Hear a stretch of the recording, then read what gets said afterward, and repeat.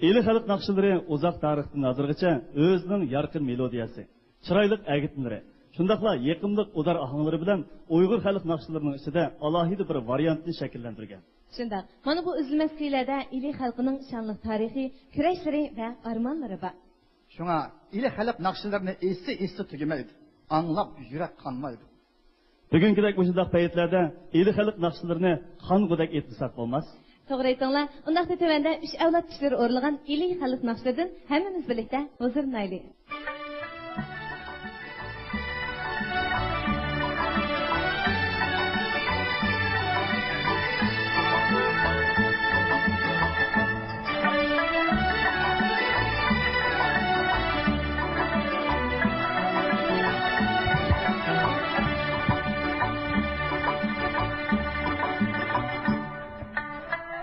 Azad zaman bu. Ötmüşki hatime, dolumga ecel. Yoxsulga azadlık bergen zaman bu. Yürekler tektide harpan cildizi. Vatenge avadlık bergen zaman bu. Kalpler söyündi, biz kütken günde. Arzula osmini oldu nurlağa, ulgaydı başqıdın yaşaşının zoqi, kalemler medilep tizdi kurlağa. Yüz açtı balala, bəxtge amed, nadallık vardın kutuldu evlad, ilim pençuladın tapdı azizlik, cehalet mengülük, kelendi berbat. Savaksız bolmadı 60 yıllık yol. Bilgengi savaksının özü bir mektep. Gahsızdan çıksak mı çıktık bir mahal. Velikin ketmidik nişandın gizip. Sahat heydedi esk tekleni. Bir mahal kunçukkan vatan bağrıdın. Ayandır endiki şatlıklarımız. Her bir hit bayramda çalgan nağrıdın. Uzatmak yok endi yıllarını yığlap. Kıynımaz hiç kimni yoksuzluk derdi. Fatiller goya ki tamam bahar yaz. Vatangi islahat çünkü gülperdi.